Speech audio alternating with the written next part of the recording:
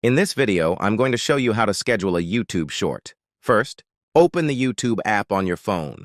Tap the plus icon in the bottom navigation bar, then choose the video you want to upload as a short.